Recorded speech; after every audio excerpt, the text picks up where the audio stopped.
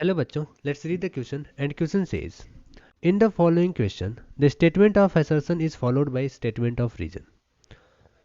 First option कह रहा है if both assertion and reason are true and the reason is correct explanation of assertion then mark 1. Second कह रहा है if both assertion and reason are true and the reason is not correct explanation of assertion then mark 2.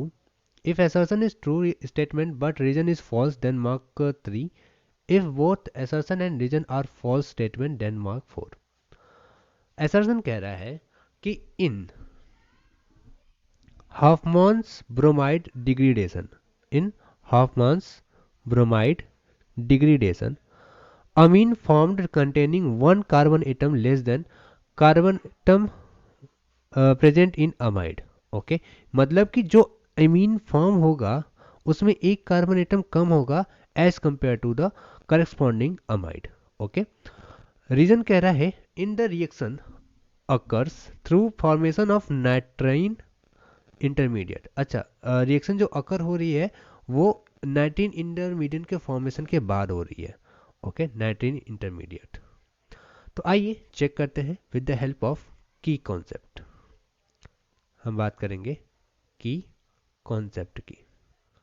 Concept क्या कह रहा है according to the concept हम बात कर रहे हैं यहाँ पर किसकी हॉफमान ब्रोमाइड डिग्रेडेशन की. किसकी Hofmann 1 minute yes Hofmann bromide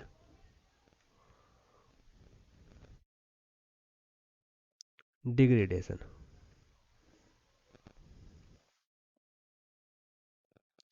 हॉफमान bromide degradation की बात कर रहे हैं तो यहाँ पर क्या होता है देखिए.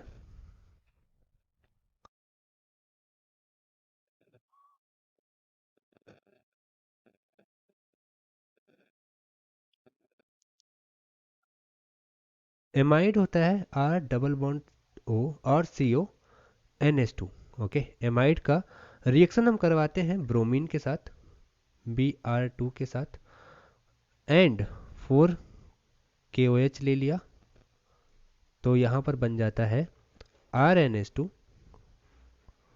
Plus K two C O three. Okay so आइए अब आगे इसको हम चेक करते हैं कि इसका मैकेनिज्म क्या होगा. ओके एक मिनट यहाँ पर 2 के बी आर भी बनता है और 2H2O भी बनता है. एक नट सेल हमने देख ली. अब हम इसकी बात करते हैं थोड़ा सा इंटरमीडिएट की तरफ. ठीक है तो अच्छा यहाँ पर पहला एसर्शन को हम प्रूव कर सकते हैं कैसे. देखिए जितने भी कार्बन एटम्स रहेंगे यहाँ पर एमाइड में ओके उसमें से एक कार्बन एटम निकल के जाएगा किसमें K2CO3 में. यानी एक कार्बन एटम का तो लॉस हो गया ना एमीन बनाते समय. तो यहाँ पर असर्शन तो बिल्कुल बिल्कुल करेक्ट है. रीजन को चेक करने के लिए हम इसके मैकेनिज्म की तरफ जाएंगे तो समझते हैं इसका मैकेनिज्म क्या होगा. ओके तो मैकेनिज्म की अगर हम बात करें तो स्टार्ट हम करते हैं कहाँ से R C O N S two से करते हैं. Okay R C O N S two का रिएक्शन हम करवाएंगे किसके साथ सबसे पहले बी आर टू और के ओ एच के साथ करवाएंगे. बी आर टू के ओ एच के साथ करवाएंगे तो यहाँ पर क्या होता है यहाँ पर बनता है R C double bond O N H B R. Okay and then जब हम इसका रिएक्शन ओ एच माइनस के साथ करवाएंगे बेस तो आकर के इस एच को लेकर के चला जाएगा और बना देगा कुछ इस तरीके से. देखिए R C double bond O N B R. यहाँ पे 2 लोन पेयर प्रेजेंट हो जाएंगे. Okay 2 lone pair. एक लोन पेयर तो पहले से पास था ही. ओके और नाइट्रोजन और हाइड्रोजन के बीच में देखिए बॉन्ड बना होगा और वो दोनों के दोनों यानी एन माइनस ये निगेटिव वाला हो गया. ठीक है तो यहाँ से हम लेकर के चलेंगे इसे अगर अच्छे से दिखा दे तो ये माइनस वाला हो गया. इसे ऐसे दिखा दीजिए 2 लोन पेयर दिखाने से अच्छा एक लोन पेयर और एक इलेक्ट्रॉन पेयर यहाँ पर ऐसे.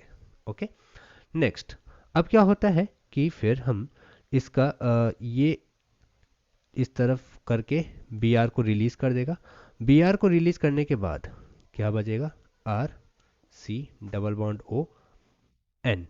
Okay, R C double bond O N, और यहाँ पे दो लोन पेयर। ओके, तो यहाँ पर क्या बना, एसाइल नाइट्राइन, एसाइल नाइट्रीन बन गया। क्या ये बन गया एसाइल नाइट्रीन, एसाइल नाइट्रीन। ओके, और इसके बाद आगे ये रिएक्शन चलती है और अल्काइल आइसोसाइनाइड में कन्वर्ट हो जाता है। ओके, कैसे हुआ कि यहाँ पर देखिए ये आर यहाँ से निकलकर इस तरफ शिफ्ट हो जाएगा। ओके, और बना देगा O double bond C double bond N R. तो ये क्या बना, आइसोसाइनाइड बन गया। ओके, अगेन से KOH के साथ ट्रीट करवाएंगे, KOH के साथ यहाँ पे R N double bond C double bond O. Okay, alkyl isocyanide.